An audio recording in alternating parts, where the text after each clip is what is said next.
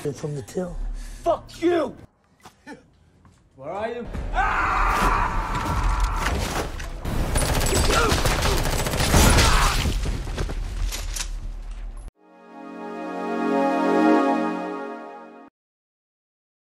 Selamat siang semuanya, apa kabar hari ini? Sehat? Kembali lagi di channel Duk Cinema. Kali ini kita akan menceritakan film tentang seorang ayah yang meninggalkan karir militernya yang gemilang dalam operasi rahasia untuk menjalankan kehidupan sederhana sebagai pekerja konstruksi.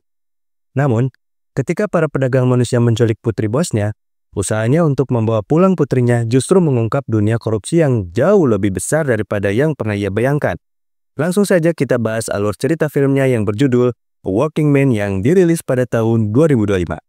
Levon Cage bangun sebelum matahari terbit, duduk di dalam truk tua yang ia jadikan rumah sementara. Ia mengelus foto putrinya, Mary, yang diselipkan di dashboard. Where are you? Cafe. Got inspections all day. You work hard today? Have a good day. Udara Chicago pagi itu dingin dan berembun. Ia menghela napas panjang sebelum melangkah ke proyek konstruksi tempat ia bekerja. Di sana, ia bukan hanya mandor, tapi pelindung bagi para pekerja migran yang sering diperas atau diintimidasi. Joy Garcia, pemilik proyek, menyambutnya hangat. Joy dan keluarganya, terutama putrinya Jenny, sudah seperti keluarga bagi Levon.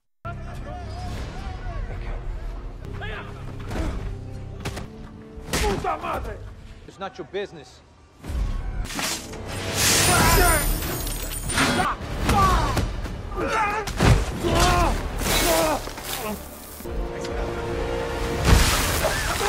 Que aguanten con una chingada, bajen las armas.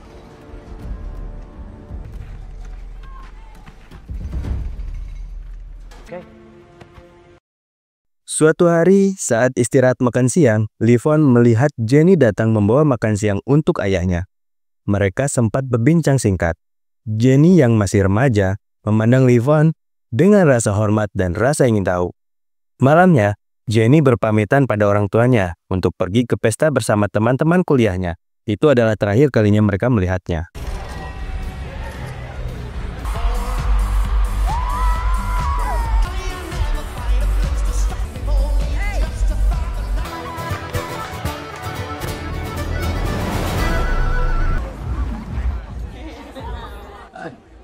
Johnny.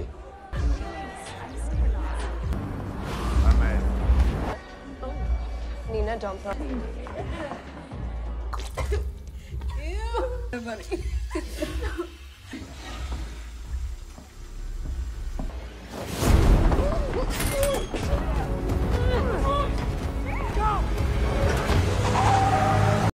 Keesokan harinya, Jenny tak kembali. Joy dan Carla panik. Polisi datang, membuat laporan, tapi tampak tidak serius menangani kasusnya.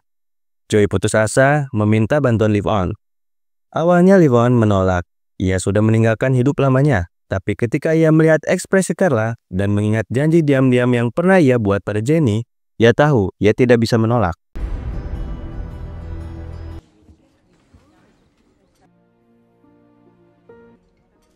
Upstairs, first door.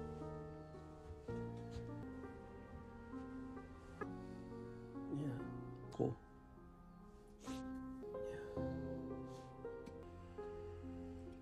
For Marines. What a... You.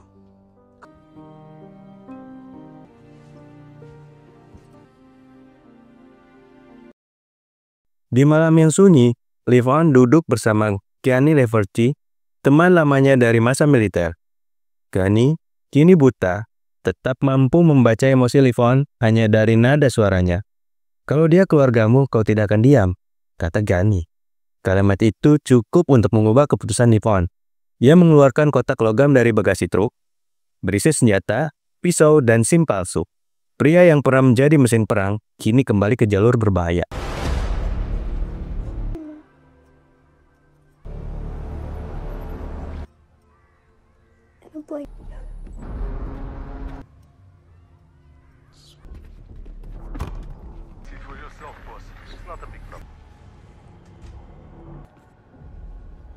Control, he's a weak man. Maybe he... Idiot. This is a shotgun wound. You'll see. Who's money?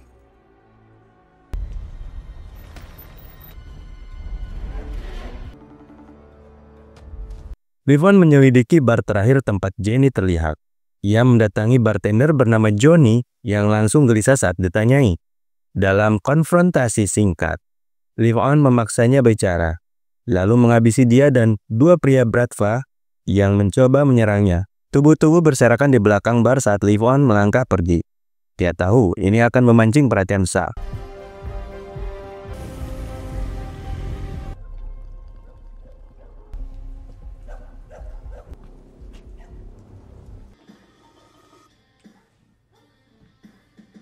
Hey, wanna have a race? Hands up. Stand up.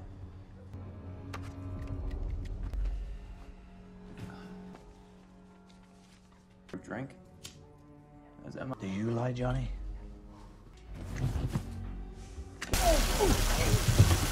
With tell. Put adrenaline.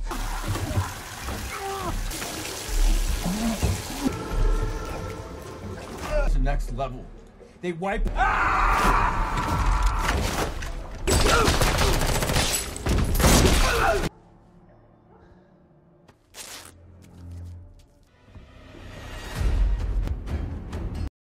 Nama-nama mulai muncul: Wolo Kolinsik, Dimi, Simon Karsenko. Levon mendatangi rumah Wolo malam-malam, menyelinap masuk lewat taman belakang. Ia menceburkan Wolo ke kolam renang, menenggelamkannya sambil menanyai lokasi Jenny. Wolo akhirnya menyerah sebelum ajal, menyebut satu nama, Dimi. Levon tak ragu membiarkannya mati tenggelam.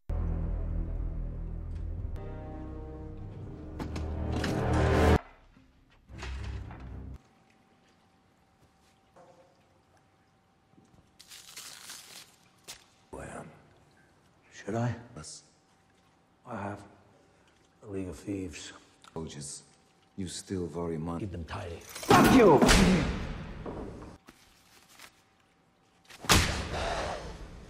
Mile. I don't know. Yeah, домой! What do you want? Give me the girl.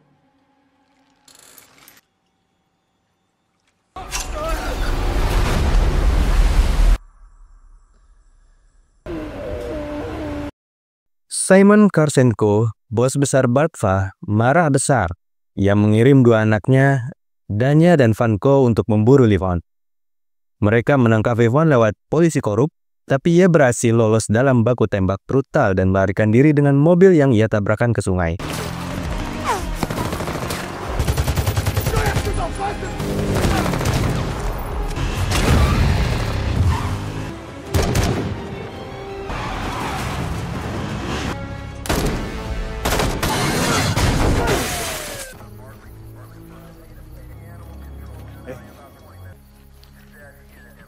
Two.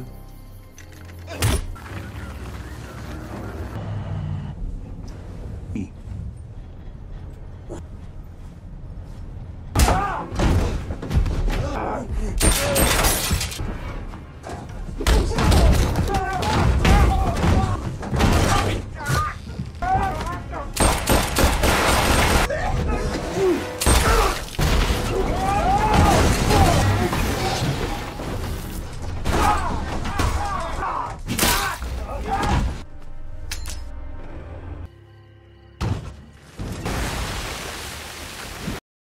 Sementara itu, Mary dalam bahaya.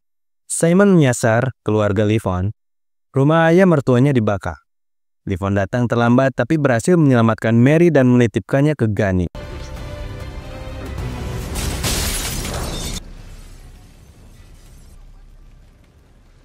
Grandpa, he saved your life. Handle this. And Levin.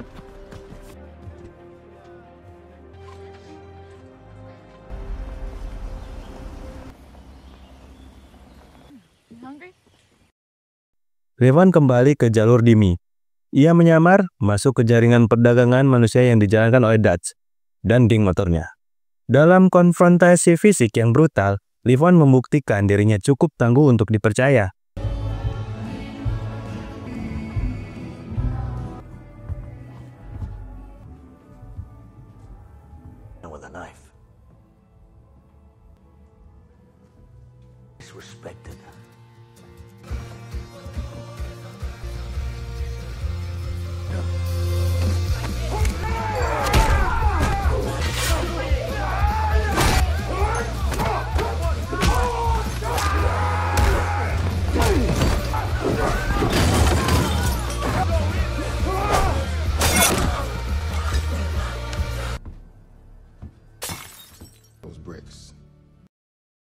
Dutch memperkenalkannya pada Dimi. Di sebuah gedung, Liv-On menjebak Dimi, menyiksanya untuk mendapatkan informasi lokasi Jenny, lalu menghabisinya dengan tenang.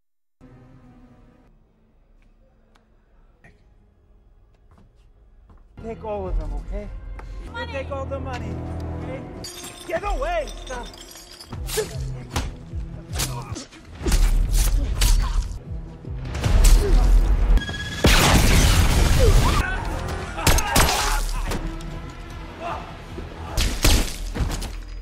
New life as a wealthy man, huh?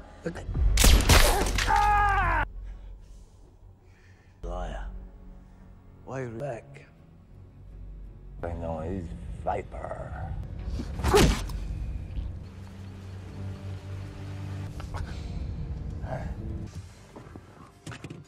Nah, She's there.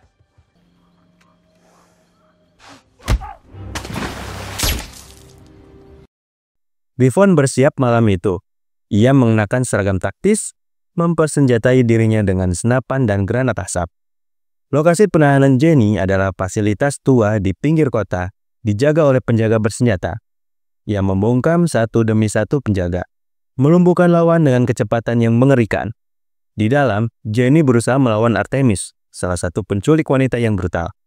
Saat Liv-On tiba, ia menemukan Jenny sudah berhasil menghantam Artemis dengan pipa besi.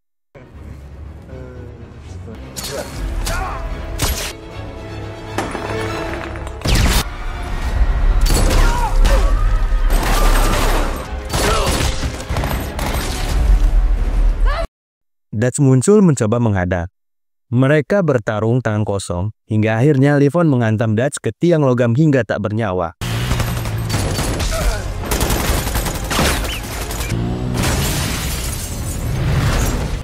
Yeah? I'm gonna cut your heart out.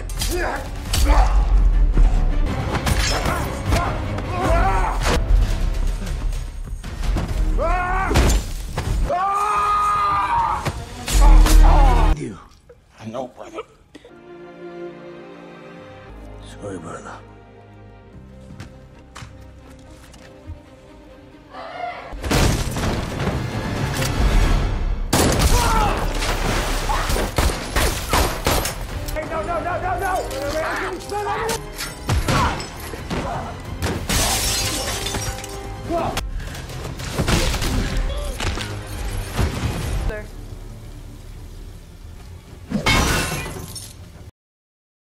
Ia membawa Jenny keluar, menembus malam dan hujan peluru. Di luar, mobil lapis baja Bratva datang. Simon sendiri turun tangan, tapi sebelum pertarungan terjadi, seorang pria Rusia tua, bos dari Simon, memerintahkan mundur. Dia bukan target lagi, kita biarkan dia pergi. Liv-On menatap mereka tajam, lalu membawa Jenny pulang. Pagi itu, Jenny kembali ke pelukan ibunya. Joy meneteskan air mata. Mereka tidak bertanya apa yang terjadi. Mereka tahu jawabannya terlalu gelap untuk diucapkan. Liv-On kembali ke Gunny dan Mary. Mereka duduk makan malam sederhana di meja kecil rumah Gunny. Untuk pertama kalinya, dalam waktu lama, Liv-On tersenyum. Ia tahu dunia tidak akan pernah benar-benar aman. Tapi untuk saat ini, ia telah menepati janjinya. Ia telah membawa satu gadis pulang, dan sebagai seorang ayah, itu sudah cukup untuk membuatnya merasa hidup kembali.